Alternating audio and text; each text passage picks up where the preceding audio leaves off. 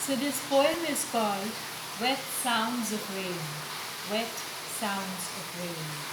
Of typing late evening. Of typing late evening in the wet sound of rain. With the wet sound of rain. No, no love letters. No, no love letters.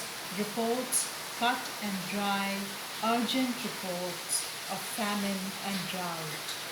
Of famine and drought to the lords of the land, pleading mercy, pleading relief, needing more typewriters.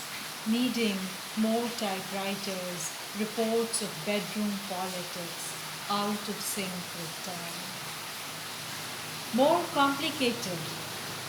complicated than enactments of laws eroding the rights of certain people, of typing in the wet sounds of rain, of just hearing it drizzle through the thick of leaves, the bark of trees, rough, on just plain pure grass on the soil underneath.